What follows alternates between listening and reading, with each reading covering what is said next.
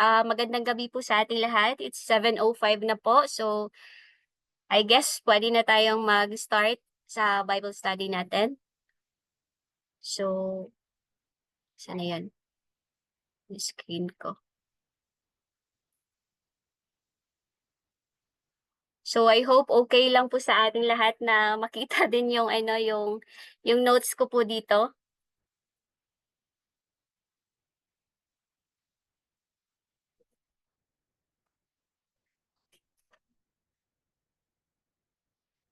Again, once again po, tawag dito. Welcome to Little Shepherd's Bible Study. First, let me introduce po myself. I am Sister Honey Rose, and I will be the one to lead the Bible study for tonight po. And also, I would like to greet the Little Shepherd's host na nakikinig lang din with us. Thank you po sa inyong assistance. So, maayong gabi sa tanan. Now, I can see here, participants also, no? Maraming salamat po sa pag-join you tonight. Ako, umiiyak na yung anak ko. So, as we start, let us pray. May po bang sabayan niyo ako sa pagbasa natin ng ating unison prayer? Heavenly Father, we come before you today with open hearts and willing spirits. Thank you for this opportunity to grow, to learn, and to serve you more. Cleanse our minds, purify our hearts, and align our attitudes with yours. Holy Spirit, be our teacher and guide. Help us to listen, to understand, and to obey your word. Let this class be filled with your presence, purpose, and power. We dedicate this time to you alone. Amen.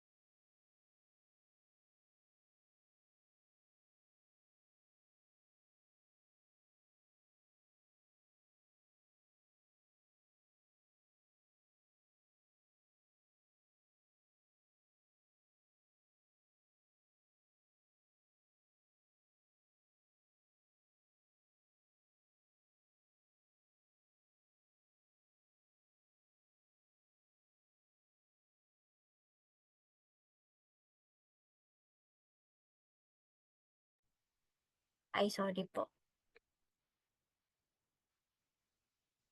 So our topic for tonight can be found in the book of Matthew, chapter 25, verses 14 to 30.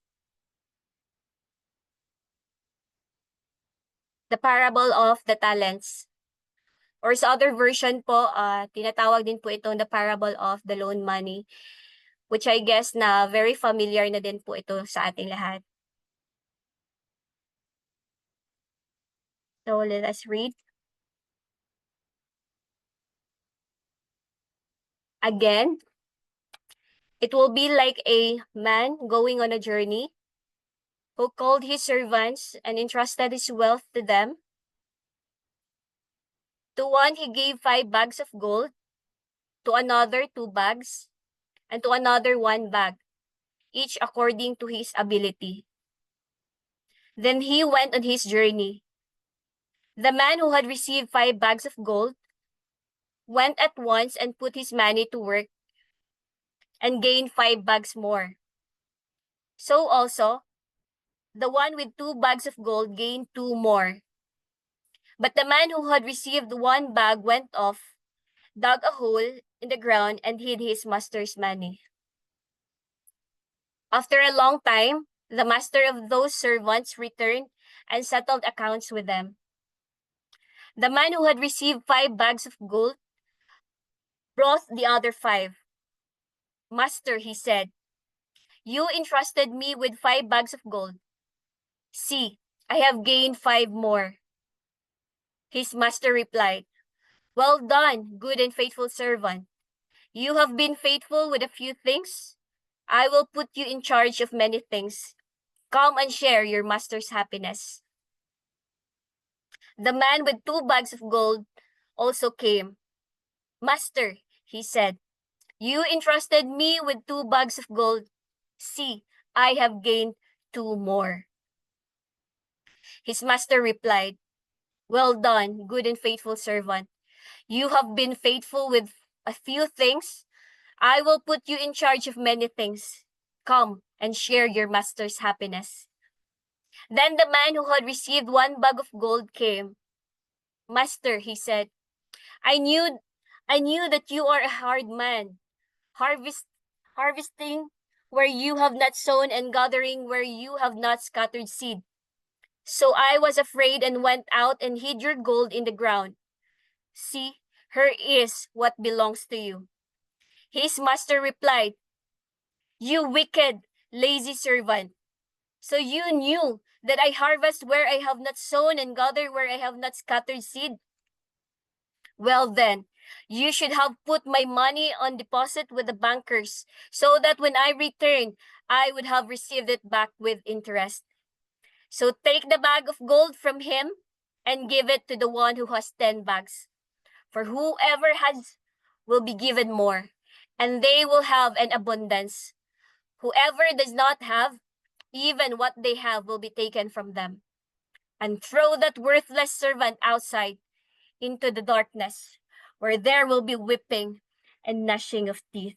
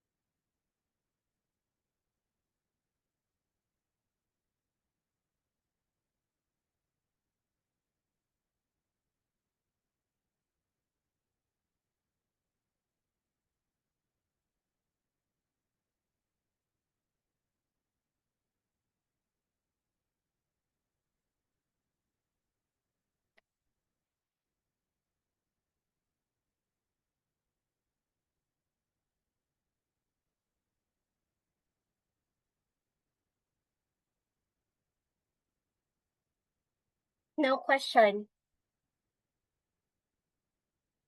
if someone trusted you with something very valuable, how would you feel and what would you do with it?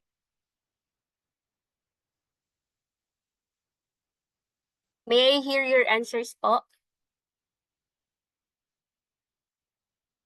Or can you at least cite an example wherein uh, may someone na nag-entrust sa inyo na valuable? Paano niyo po ito hinandle? Hands up lang po tayo.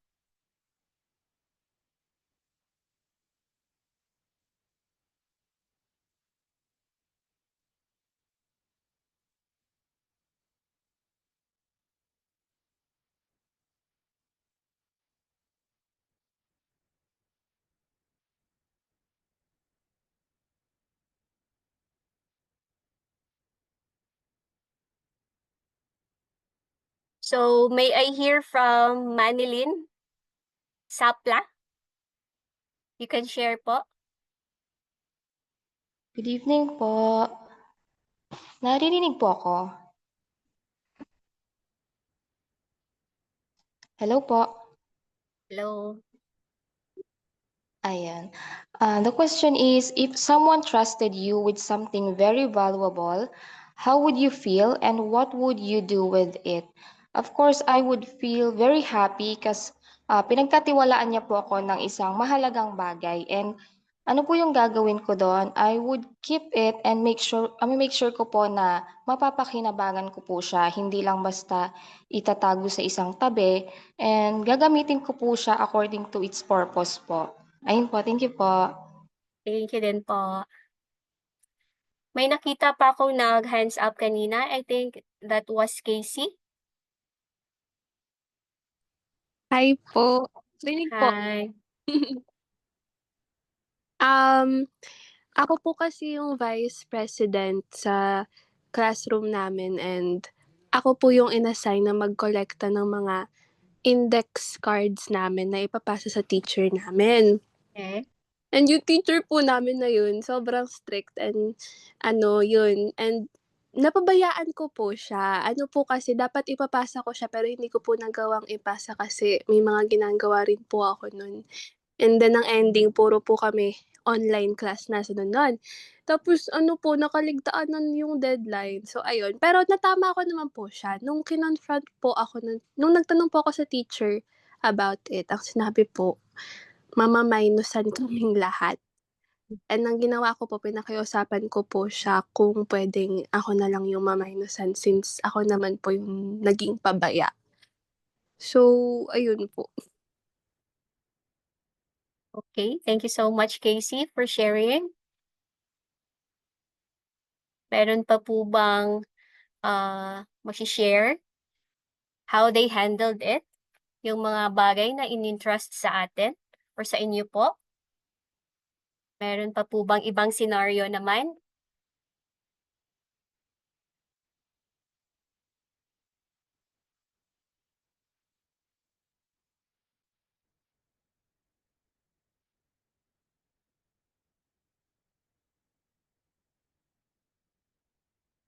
So now,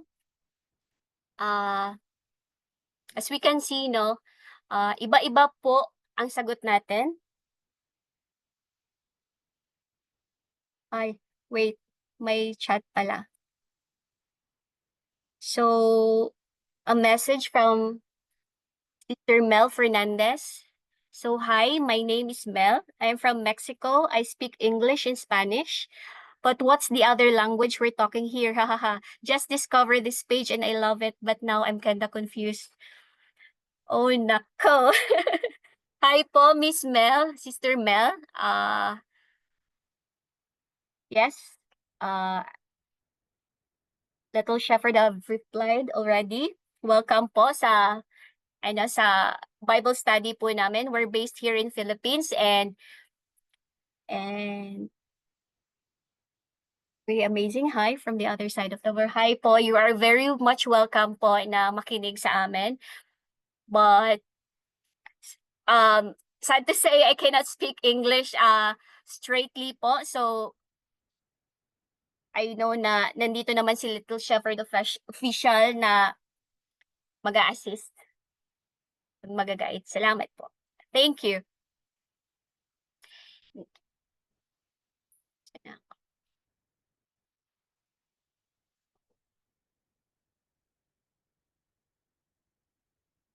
So, as we can see, no, iba-iba po yung pag-handle natin. Iba-iba po yung pagsagot natin because magdedepende po ito on how we consider that thing as valuable. Iba-iba po yung way ng pag-handle natin. In what sense po ba? So, very, very familiar na po sa atin, no? Siguro nga, walang exempted dito. The title alone, loaned money, no? Pinautang na pera. That alone is very common, no, sa atin. And minsan, same amount yung pinahiram mo to different people. Pero iba-iba po ang pag-value natin. Iba-iba po yung pag-value natin. Why? Because magdedepende po ito on how we consider it or how they consider that thing as valuable. Iba-iba po yung level ng understanding natin on how that thing is valuable po. No? Again, very common, the loan money or utang, no? So again, magdedepende po yung pag-appreciate mo sa pinuutang sa'yo depending on how you needed it.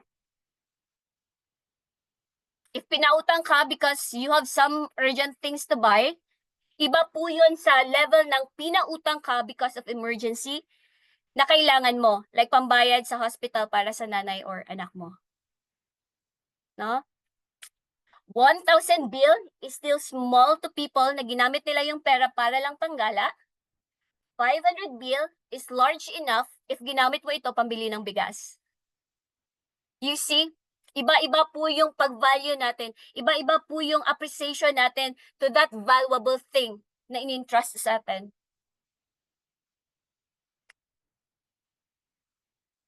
So that is why merong mga tao na lesser lang yung pag-value or ungrateful, no? Kaya naman, in return, hindi sila diligent magbayad.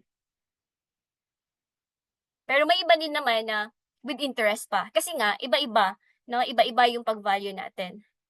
So again, how does it vary? It depends dun sa taong nangutang on how they value it and the depth of how much it saved them. So that is why iba-iba yung amount na hinabili ng Diyos na weight or amount, no? It's according to our abilities. Now, another question. Opposite scenario naman. If you trusted someone with something very valuable, how would you want them to do with it? Ibang scenario na naman ito. What if ikaw naman yung nag-entrust, no? Nag-entrust na something valuable to you sa ibang tao? May ganito din po bang scenario na na-experience po ninyo? Pwede po ba naming pakinggan yung this kind of scenario? Hands up lang po tayo. Okay, again, Casey. Hi po ulit. So actually, marami po talaga ako naiisip na scenarios about this. Pero ang pinaka-tumatak po siguro sa isip ko is yung mga times na yung mga pinagkakatiwalaan ko po na sa mga binibigay ko is hindi po nila pinahahalagahan. Well, siyempre, ang una ko pong nararamdaman is siyempre, nasasaktan ako kasi sila po yung pinagkatiwalaan ko na sa bagay na 'to, so dapat they should treat it with care and ang tendency po kasi niyan, nahihirapan na po ulit akong pagkatiwalaan sila ulit sa bagay na yun kasi baka ulitin lang din nila yung mistake. Yun po. So, thank you, Casey. Meron pa po bang iba na may scenario din wherein kayo naman po yung nag-entrust something valuable sa iba po?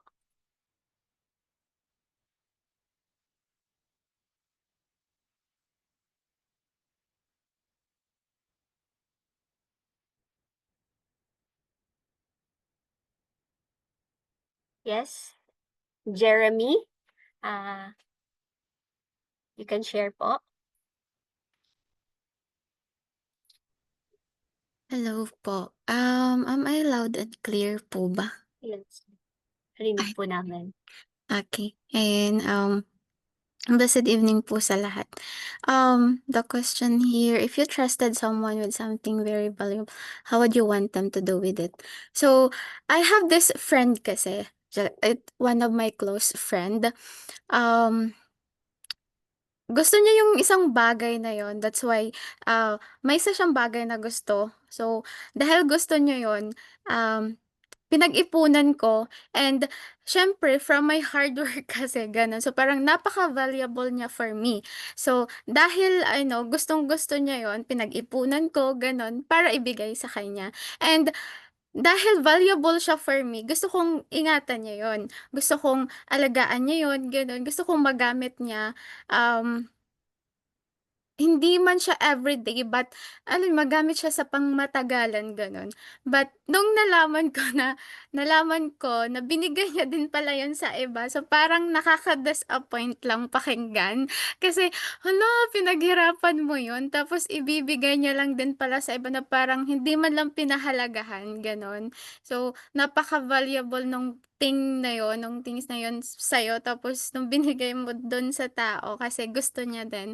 Akala mo iingatan, akala mo papahalagahan din, but it turns out na parang wala lang sa kanya, gano'n. So, if I have someone, again na trusted someone, again 'no, na bibigyan ko, I want her or him na pahalagahan niya din 'yun siyempre kasi hindi natin alam saan 'yun galing, sa anong klaseng, pag-iipon, anong klaseng alam mo 'di ba gano'n yung ginawa ng tao na binigay sa'yo.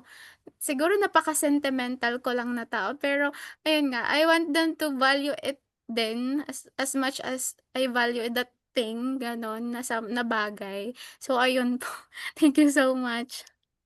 Salamat, Jeremy. So, from Trins and Kia naman, sabi niya dito, sometimes when we entrust something valuable to someone, we expect them to take care of it. It makes me sad when they do not value it. Siyempre naman, no? Yun talaga yung nasa puso natin na sana naman i-value din naman nila the way we valued it, no?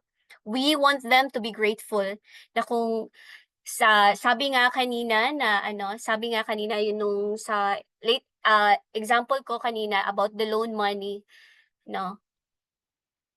We want them to be grateful kasi nga hindi natin alam, no, kung saan pa pala nanggaling yung pinahiram natin na pera, no? So, kung kung money naman ang pag-uusapan natin like loan money, no, yung pinahiram mo or pinautang mo kasi nga may emergency. Dito sa scenario naman ito wherein ikaw naman yung nagpahiram, of course, no, we want them to be grateful at the same time. Kung usapan ninyo na magbayad siya in that date, dapat bayaran talaga, right? Kasi nag-expect na tayo eh. We expect na ganun talaga. Mari-return talaga sa iyo 'yon.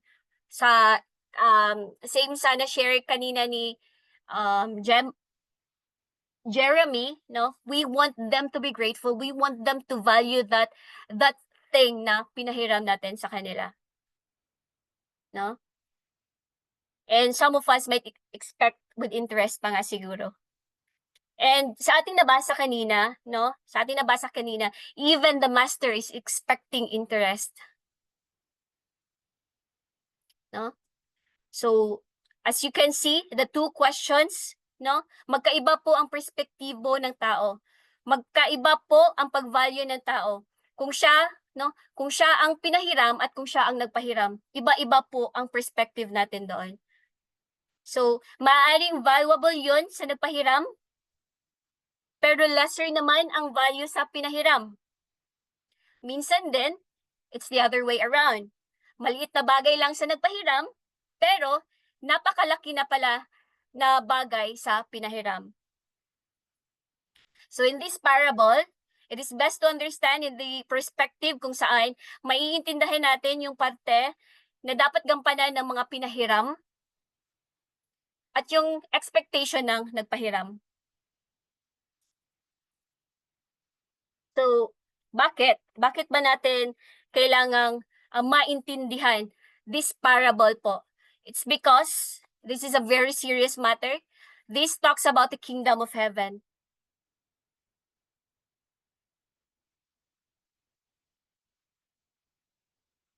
Now, ano palang talent? The parable of the talents. Ano po pala yung talent na ito? So, the word talent comes from the ancient Greek word talenton, meaning balance or a weight used to balance scales, especially for gold and silver.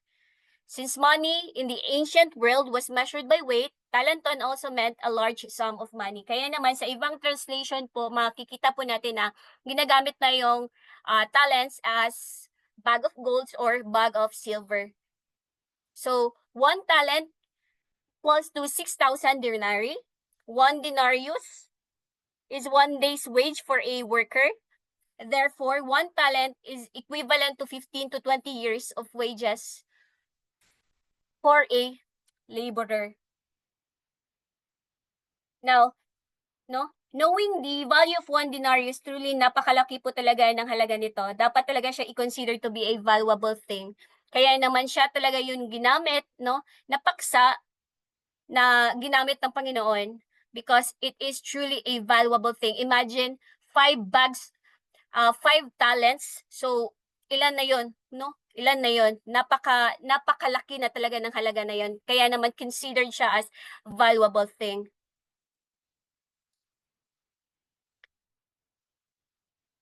Now, sa nabasa po natin na parable kanina, not only does the parable represents Jesus as the master, but also pinapaalam din po dito that in a certain yet unknown day, babalik po si Jesus. Amen po ba? Babalik po si Jesus.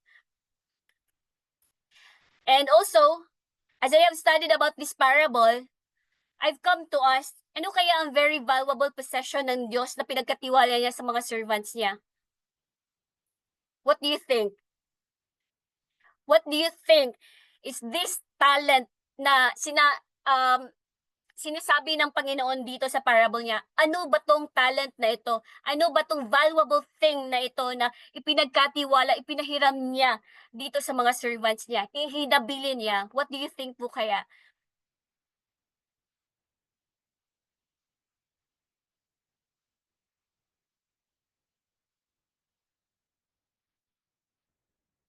Sabi ni Marv's life.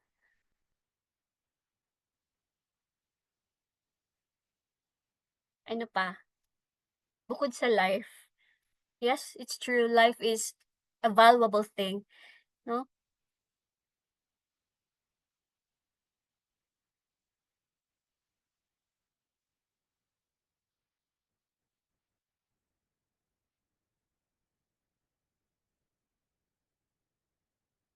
Service.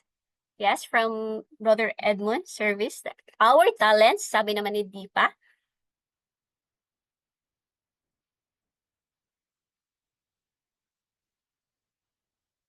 Now, most common answers, or let's say common knowledge natin about this parable, this parable is about the multiplication of our giftings and talents that the Lord has given us. From Prince and Kian, it's Jesus. So, ito yung common, common natin na understanding when we hear this parable. When we hear this parable, yung tinutukoy dyan is yung giftings natin, yung mga talents natin na kailangan talaga mag-multiply. Yun yung mostly na naririnig natin. In literal sense, yes.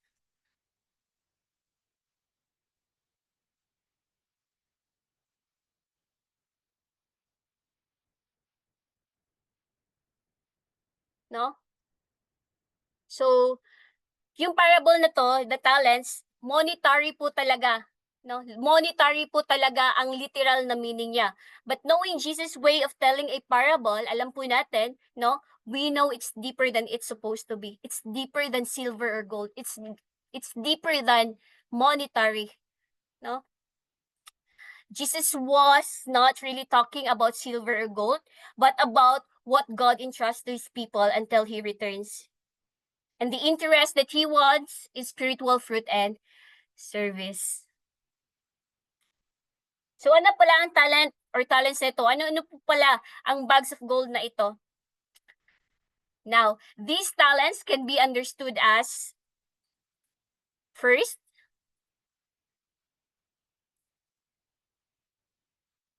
the gospel of our salvation.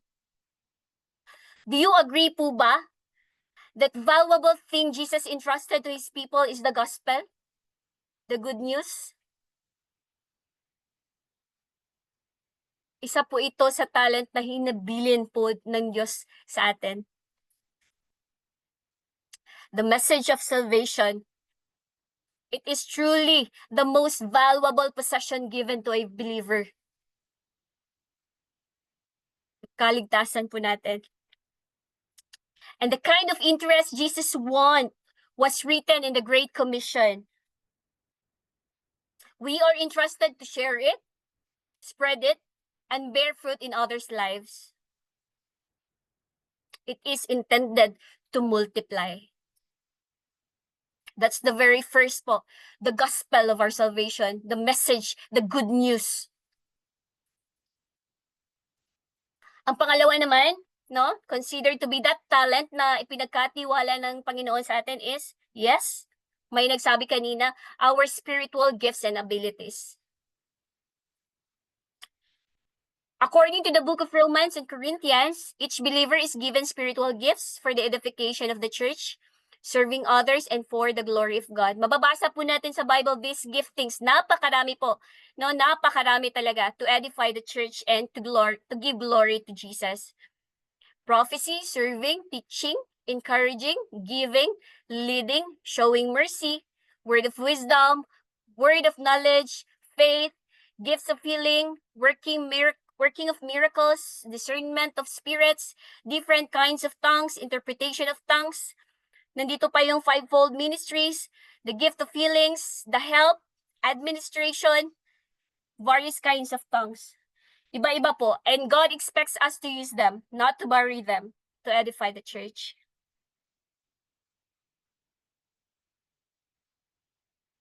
Pangatlo, talent in a form of opportunities and responsibilities. God gives each person time, opportunities, relationships, resources. Sabi nga sa James 1:17, every good gift and every perfect gift is from above, coming down from the Father of lights. So our time, our talent, positions, wealth, influence, power, ang lahat pong ito ay galing sa Diyos. And may we always remember that they are not ours. Hindi po atin, wala pong atin. They are lent to us from on high. Pinahiram lang po ang lahat ng ito. Kung ano man po ang meron tayo. No man has anything of his own except his sin. Now, God expects us to manage these opportunities and responsibilities faithfully for His kingdom. So, may we use these things para po sa ikaka-glorify ni God. No? May it be that you're a professional, businessman, employee, housekeeper, student, iba-iba po ang scope of influence natin. May kanya-kanya po tayong pwedeng maiambag sa circle of influence natin. All for the glory of God po. All we have to do is to be faithful. Number 4, may nagsabi din kanina, talent in a form of life. Yes, our lives, it's considered to be valuable to God. Do you agree with it? It's true, right? He shed His blood for us. So our lives, napaka-valuable po ito. No? So God lends us our lives. Pinahiram lang din, in-entrust lang din ang buhay natin na ito. That is why to invest it, no? To invest this life is to walk in obedience, producing love, good works, and disciples. And to bury it is to live selfishly, without growth or service, just like the third servant who received 1 talent.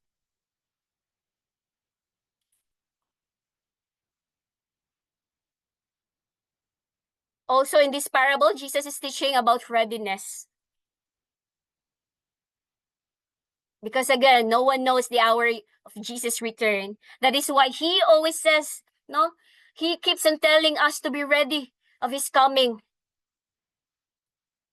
Because like a thief in the night, in just a blink of an eye, babalik at babalik po ang Panginoon. He will return very soon. And He will hold us accountable for these talents na hinabili niya sa atin.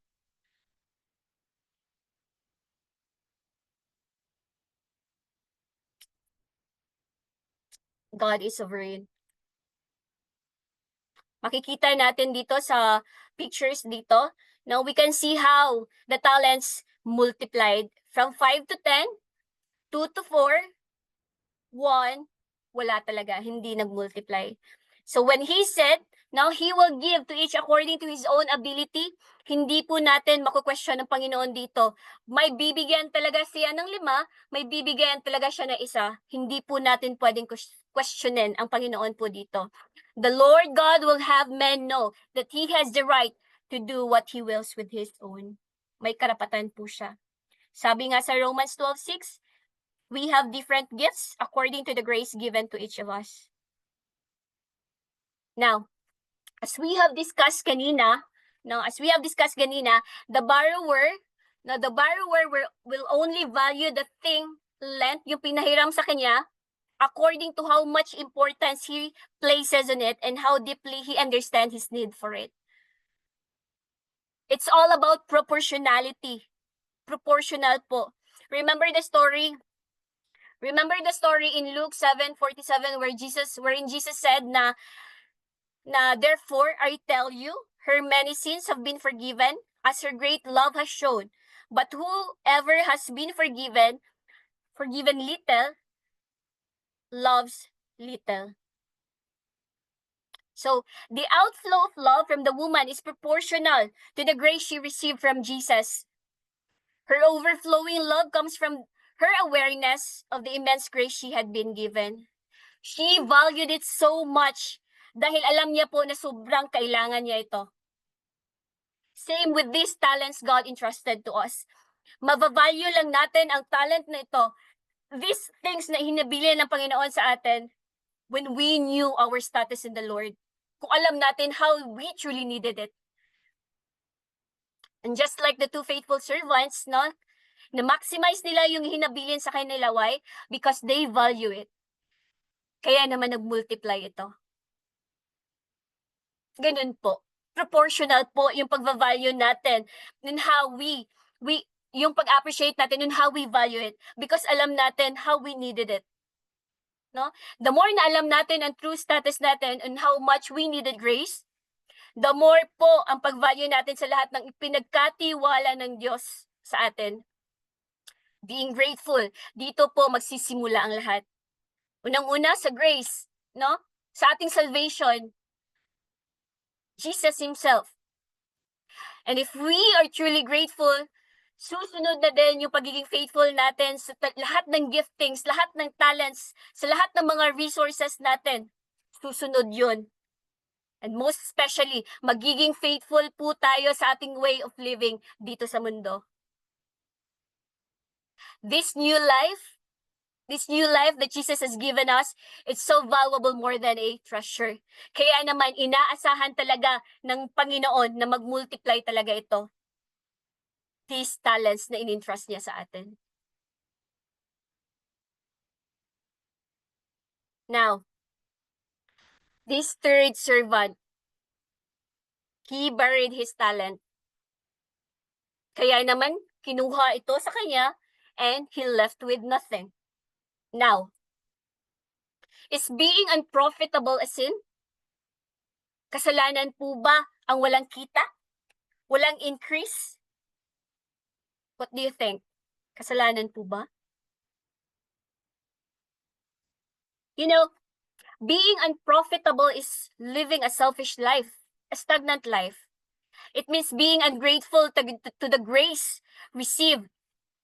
And so yes, it is a sin. Being unprofitable is a sin. Not to live for Christ is wicked. Not to be of use in this world is wicked. Not to bring glory to the name of the Lord is wicked. To be slothful is wicked. Laziness is wicked. To do nothing is wickedness. And therefore, it's a sin. No? This servant, itong pangatlong servant na to, he wasted what was entrusted to him. Showing that he never truly know the master. This servant represents a person who outwardly appears to be part of God's household, but inwardly has no true saving faith. Kaya naman, maging ang isa na pinagkatiwala sa kanya, kinuha pa, leaving him with absolutely nothing.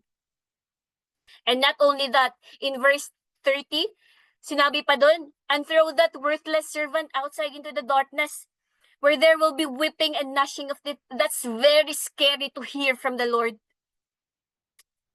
Wag naman sana na yan yung marinig natin. For this symbolizes eternal separation from God. In short, that person was never really regenerated.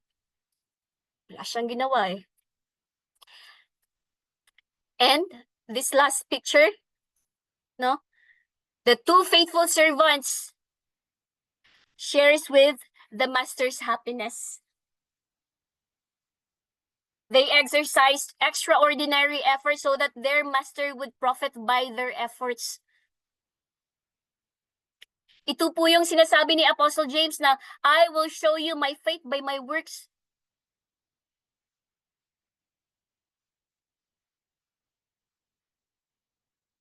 Again, these two servants entered into the joy of their master. Not based on their efforts, not because they doubled the master's money, but because of the response of faith. The response of faith in their hearts towards their master. No? Again, surely the master was not concerned about his money, but rather about the faithfulness of his servant. And this is the blessed hope of all believers, that we too may one day enter into the joy of our Master, Lord Jesus. Amen. Now, for our reflection, may mga katanungan po tayo dito. What part of this story spoke to you the most? Why do you think the master was pleased with the first two servants? What does it look like for us to be faithful with what God has given?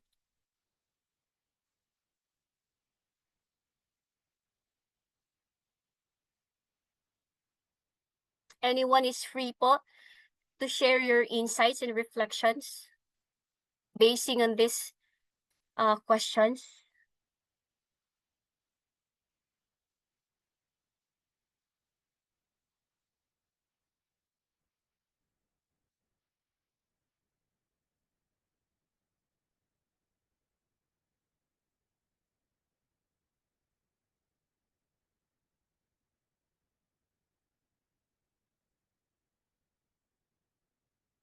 Yes, Casey? Ay po, ang ingay ko na ata masyado. Okay lang yan. Okay. Okay. So actually, di ko po alam kung paano to sagutin isa-isa. So mag-share na lang po ako. Okay.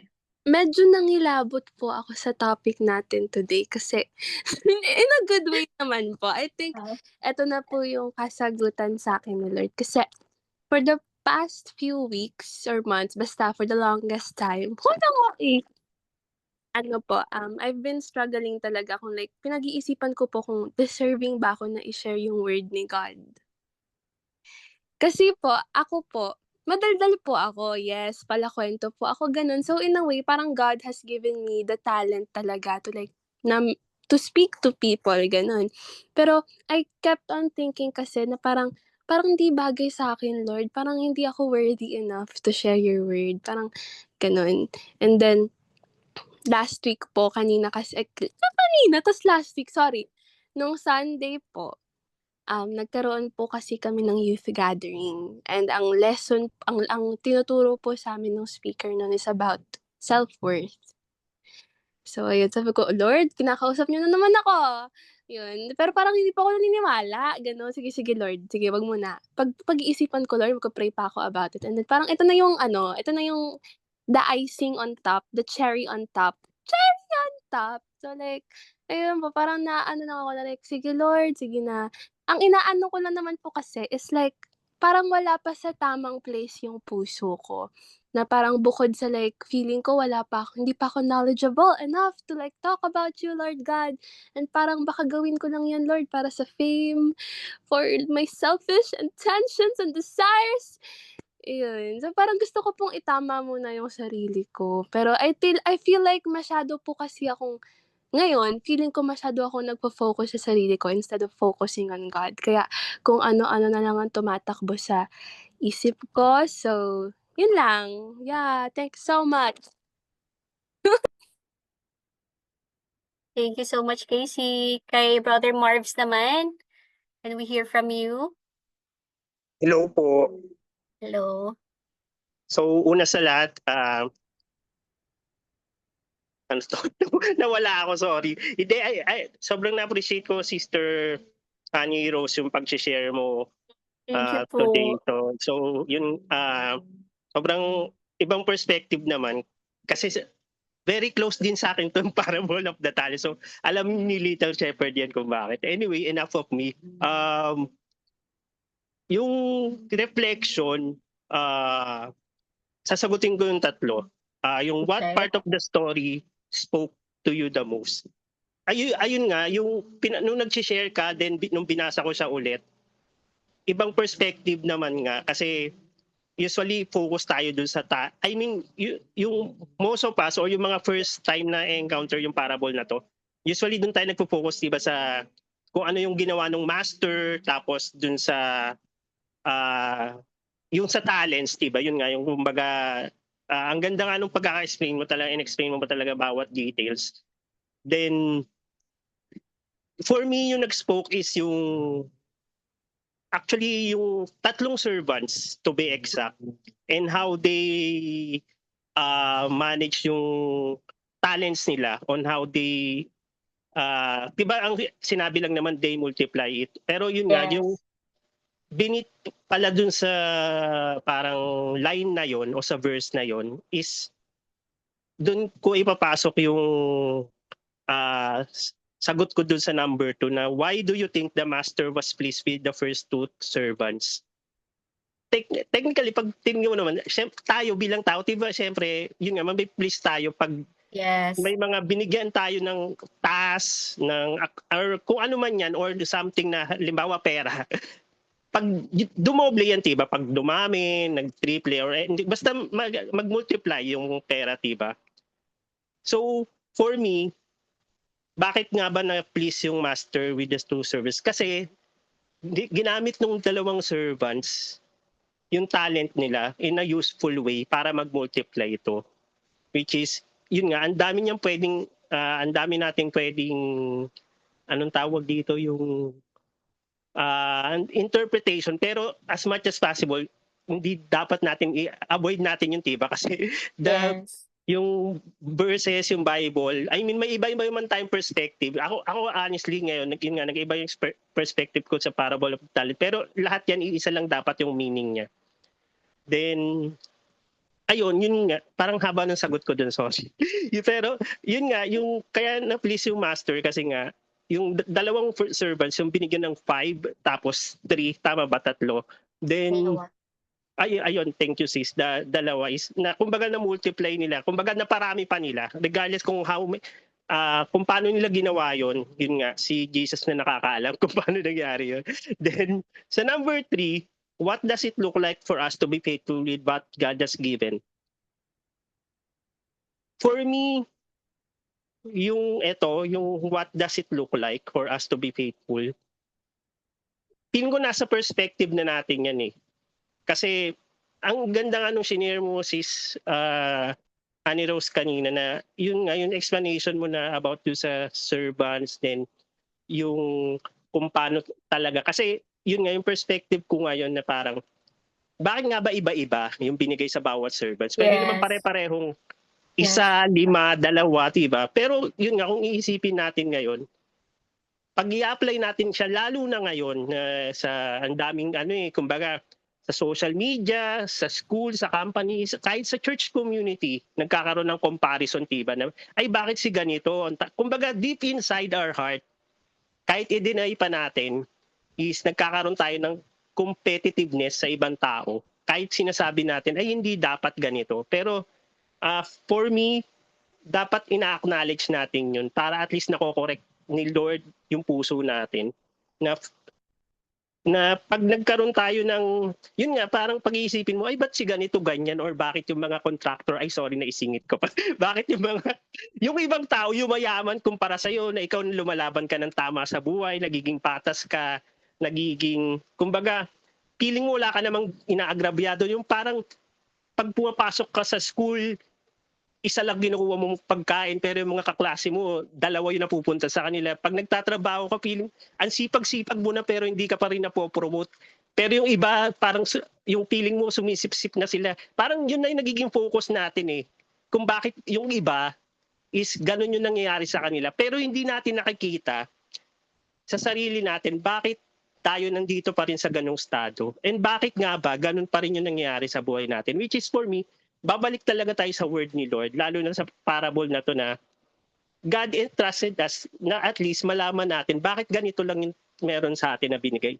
Pag ang tingin lang natin sa isang bagay is maliit, maliit lang talaga siya. Pero pag nakita natin kung gaano siya kalaki at kung gaano siya kaimportante, na yung sa ibang verse nga diba na hindi ko lang matanda kung anong verse na parang pag ang focus natin, si Lord ang audience lang natin at hindi yung mga tao sa paligid natin, kahit yung may mga girlfriend or boyfriend pa natin, yung number one supporter natin. Pero pag si Lord ang naging focus natin, kahit feeling mo yung talent mo or kung ano mang meron ka, is naliliitan ka. Pero kay Lord, sobrang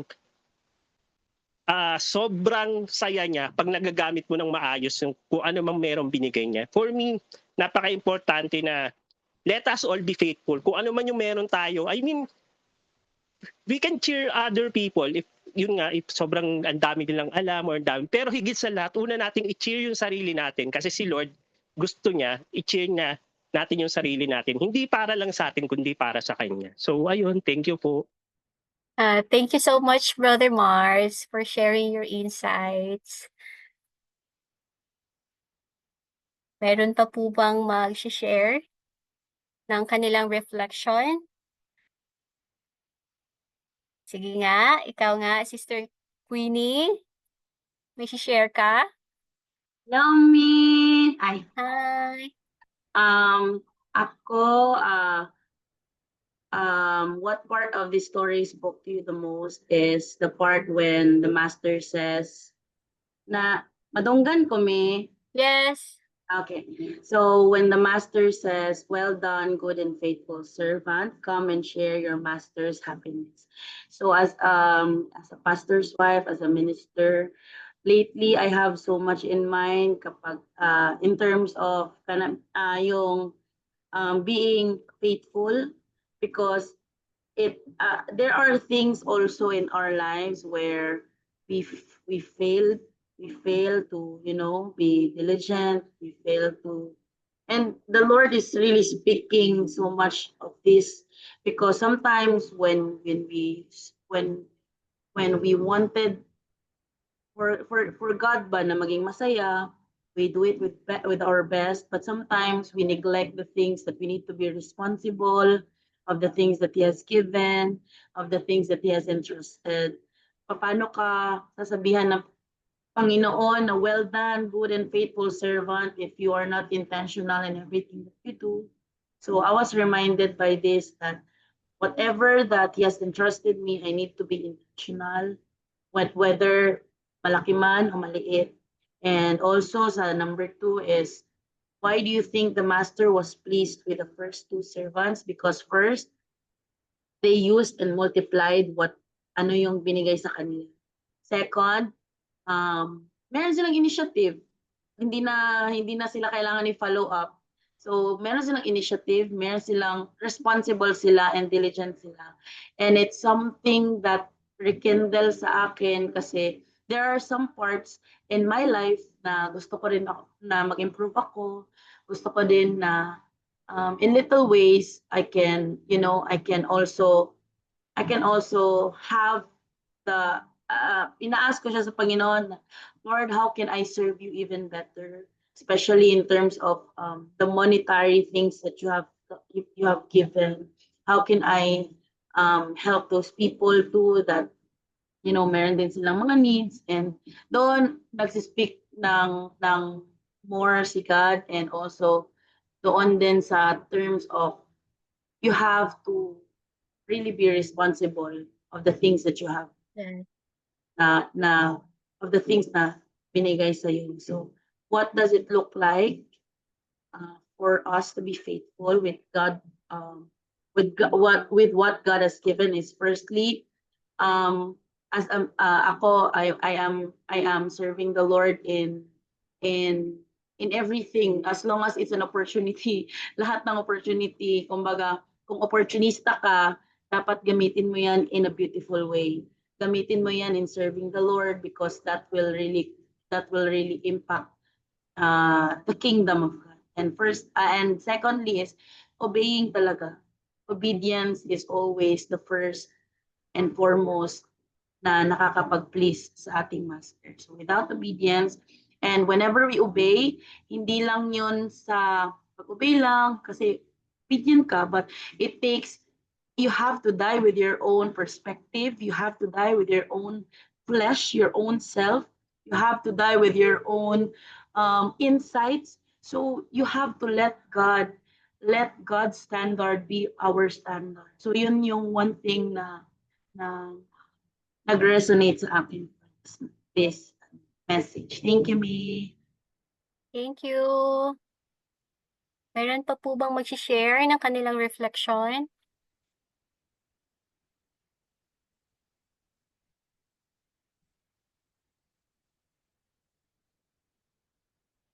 Amen.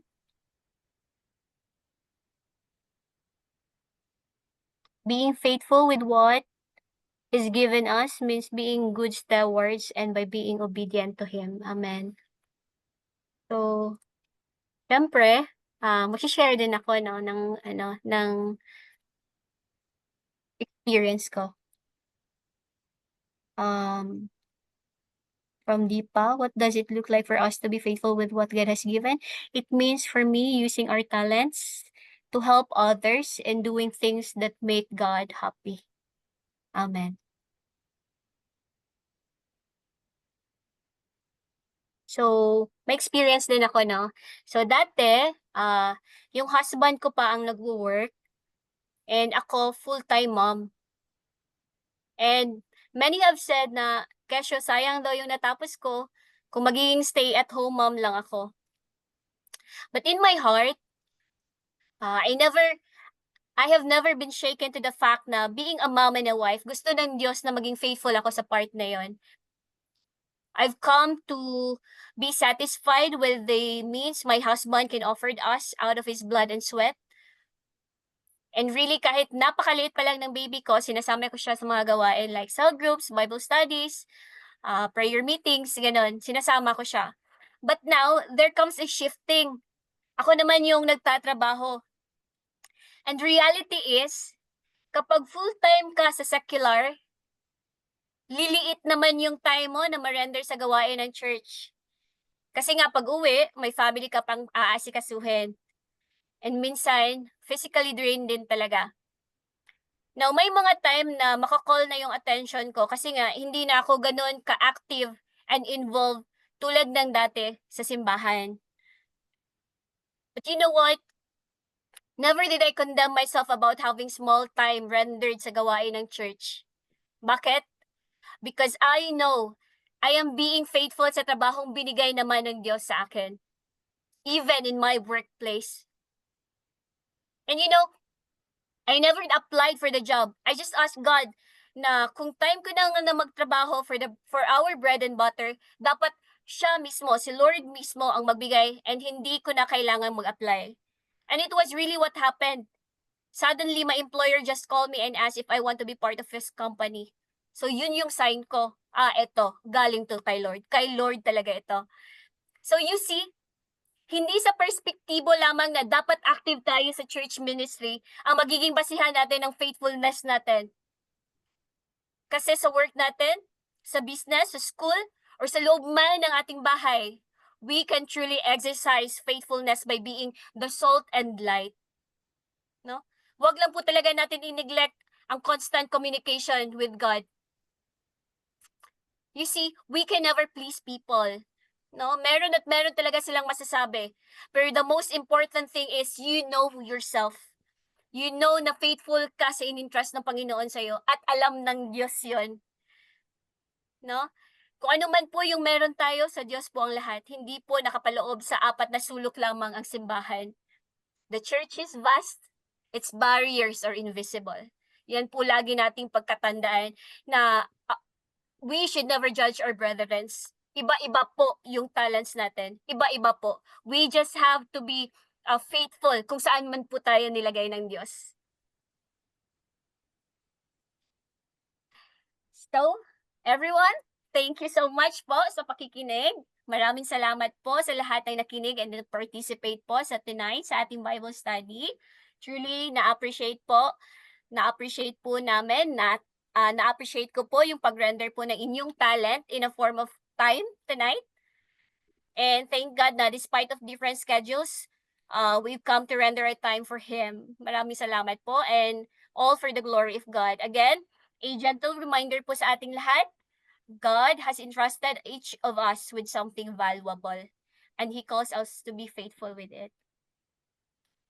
And I am encouraging everyone now to reflect in this week and how we can use our talents for God and for others. So, let us pray. Heavenly Father, we come before you tonight with hearts full of gratitude. Thank you for allowing us to gather together for this Bible study. Thank you for being present in our midst, for guiding our discussions, and for opening our hearts to receive your word. Lord, we thank you for the gift of fellowship for every brother and sister who is here tonight. We know that it's not by accident that you have brought us together, but by your divine purpose. Thank you for the opportunity to study, to learn, and to grow in faith together as one. Father God, we humbly ask for your help to apply the truths we have heard and learned tonight. Let it take root in our hearts and bear fruits in our daily lives. Lord, remind us always to be faithful stewards of the life, time, resources you have entrusted to us. May we live not for ourselves, but for your glory. Teach us to serve you joyfully in every task, whether big or small, knowing that we all do is for you. We pray, Father, that you bless each one of us, our families, our work, our studies, and ministries. Strengthen our faith so that we may remain steadfast until the end. Fill our hearts with peace that surpasses all understanding and joy that comes only from you. And Lord, we pray that when the time comes at the end of our journey here on earth, may we hear those words from you. Well done, good and faithful servant. Enter into the joy of your master. May we be found faithful, O God, not because of our own strength, but because of your grace at work in us. As we continue to wait for your return, help us to walk daily in obedience to your will. Keep our eyes fixed on you, Jesus, the author and finisher of our faith. May our lives be a testimony of your goodness and faithfulness. All glory, honor, and praise belong to you alone, now and forevermore. In the mighty name of Jesus. Amen and amen. God bless everyone. See you next week naman po sa ating Bible study. So, kita-kits na naman po. Again, thank you.